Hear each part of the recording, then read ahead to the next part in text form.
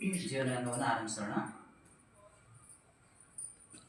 ಓಂ ಪವಿತ್ರಂ ಚರಿತಂ ಯಸ್ಯಾಃ ಪವಿತ್ರಂ ಜೀವನಂ ತಥಾ ಪವಿತ್ರತಾ ಸ್ವರೂಪಿಣ್ಯೈ ತಸ್ಯೈ ಕುರ್ಮೋ ನಮೋ ನಮಃ ತಸ್ಯೈ ಕುರ್ಮೋ ನಮೋ ನಮಃ ತಸ್ಯೈ ಕುರ್ಮೋ ನಮೋ ನಮಃ. ದಿವ್ಯತ್ರಯರಿಗೆ, ಭಗವಾನ್ ಬುದ್ಧನಿಗೆ, ಪೂಜ್ಯ ಮಾತಾಜಿಯವರಿಗೆ ಮತ್ತು ನಿಮ್ಮೆಲ್ಲರಿಗೂ ಸಹ ಭಕ್ತಿಯಿಂದ ಪ್ರಣಾಮಗಳನ್ನು ಸಲ್ಲಿಸ್ತಾ ಎಲ್ಲರಿಗೂ ಜಯರಾಮಕೃಷ್ಣವನ್ನು ತಿಳಿಸ್ತಾ ಸ್ವಾಮಿ ಪುರುಷೋತ್ತಮಜಿಯವರು ಬರೆದ ಶ್ರೀ ಶಾರದಾದೇವಿ ಜೀವನ ಗಂಗಾ ಪುಸ್ತಕವನ್ನು ನಾವು ಪಾರಾಯಣ ಮಾಡ್ತಾ ಬರ್ತಾ ಇದ್ವಿ. ಅದರಲ್ಲಿ ಲೋಕದಾಚೆಯ ಬೆಳಕು ಎನ್ನುವ ಅಧ್ಯಾಯವನ್ನು ಗಮನಿಸ್ತಾ ಬರ್ತಾ ಇದ್ವಿ. ಶ್ರೀಮಾತೆಯವರು ಭಕ್ತರ ಮನಸ್ಸಲ್ಲಿರುವಂತಹ ಆ ಸೂಕ್ತವಾದ ಬಯಕೆಯನ್ನು ತಾವು ಭಕ್ತರು ಶ್ರೀಮಾತೆಯವ್ರ ಮುಂದೆ ಹೇಳಿದ್ರು ಸಹ ಶ್ರೀಮಾತೆಯವರು ಅದನ್ನು ಗ್ರಹಿಸಿ ಅವರ ಬಯಕೆಯನ್ನು ಕಾರ್ಯರೂಪಕ್ಕೆ ತರುತ್ತಿದ್ದ ರೀತಿಯನ್ನು ಕಂಡ್ರೆ ಪ್ರತಿಯೊಬ್ಬರು ಸಹ ಬೆರಗಾಗಲೇಬೇಕು.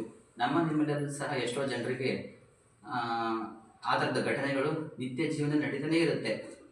ಸುಮ್ಮನೆ ಮನಸ್ಸನ್ನು ಅಂದ್ಕೊಂಡಿರ್ತೀವಿ.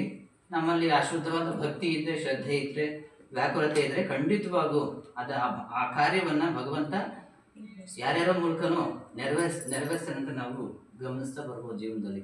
ಹಾಗಾಗಿ ಶ್ರೀಮಾತೆಯವರು ಯಾವುದೆಲ್ಲ ರೀತಿಯಲ್ಲಿ ಭಕ್ತರ ಬಯಕೆಗಳನ್ನು ಈಡೇರಿಸ್ತಾ ಇದ್ರು ಅಂತ ನಾವು ಗಮನಿಸ್ಬೋದು. ಮುಂದುವರೆದ ಭಾಗ.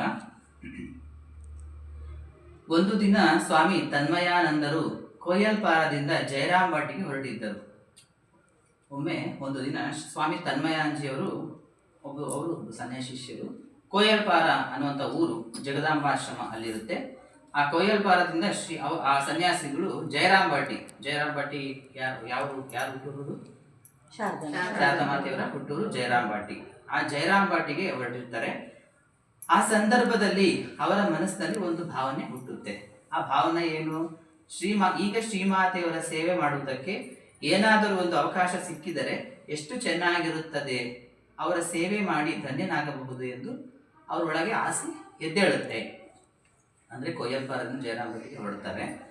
ಆಗ ಮನಸ್ಸಲ್ಲಿ ಒಂದು ಭಾವನೆ ಬರುತ್ತೆ, ನಾನು ಜಯರಾಂಬಾಟಿಗೆ ಹೋದಾಗ ನಾನು ಶ್ರೀಮಾತೆಯವರ ಸೇವೆಯನ್ನು ಮಾಡಿ ಅದರಿಂದ ಆ ಸೇವೆಯನ್ನು ಮಾಡಿ ನಾನು ಧನ್ಯತೆಯನ್ನು ಪಡ್ಕೋಬೋದು ಅನ್ನುವಂಥ ಒಂದು ಆಸೆ ಯಾರು ಹುಟ್ಟುತ್ತೆ? ಸ್ವಾಮಿ ತನ್ಮಯಾನಂದರಿಗೆ ಹುಟ್ಟುತ್ತೆ. ಇದನ್ನೇ ಭಾವಿಸುತ್ತಾ ಅವರು ಜಯರಾಂಬಾಟಿಗೆ ಬರ್ತಾರೆ. ಇದನ್ನೇ ಅವರು ಭಾವನೆ ಇಟ್ಕೊಂಡು ಜಯರಾಂಬಾಟಿಗೆ ಬರ್ತಾರೆ. ಬಂದು ನೋಡಿದಾಗ ಶ್ರೀಮಾತೆಯವರು ಎಣ್ಣೆ ಸೀಸೆಯನ್ನು ಹತ್ತಿರ ಇಟ್ಟುಕೊಂಡು ಕಾಲು ಚಾಚಿ ಕುಳಿಸಿದರು. ನೀವು ಶ್ರೀಮಾತೆಯವರ ಆಶ್ರಮದಲ್ಲಿ ಕೆಳಗಡೆ ಹಾಲಲ್ಲಿ ಶ್ರೀಮಾತೆಯವರ ಫೋಟೋಸ್ ಇದೆ, ಆಚೆ ಈಚೆ. ಅವರು ಎರಡು ಕಾಲುಗಳನ್ನ ಹಿಂಗೆ ಸಾಸಿ ಕೂತ್ಕೊಂಡಿರೋದು ಫೋಟೋ ಇದೆ. ಆ ಥರ ಶ್ರೀಮಾತೆಯವರು ಕಾಲು ಚಾಚಿಕೊಂಡು ಎಣ್ಣೆ ಸೀಸೆಯನ್ನು ಅಂದರೆ ಎಣ್ಣೆ ತಿಕ್ಲಿಕ್ಕೆ, ಕಾಲಿಗೆ ತಿಕ್ಲಿಕ್ಕೆ ಆ ಸೀಸೆಯನ್ನು ಹತ್ತಿರ ಇಟ್ಕೊಂಡು ಕಾಲು ಚಾಚಿ ಕುಳಿತಿದ್ದರು. ಸ್ವಾಮಿಗಳು ಅವರ ಪಾದಗಳಿಗೆ ನಮಸ್ಕಾರ ಮಾಡಿದವರೇ ಈ ಸಂದರ್ಭವನ್ನು ಉಪಯೋಗಿಸಿಕೊಂಡು ಅವರ ಕಾಲಿಗೆ ಎಣ್ಣೆ ಹಚ್ಚಿ ತಿಕ್ಕ ಆರಂಭಿಸಿದರು. ಸ್ವಾಮಿಗಳು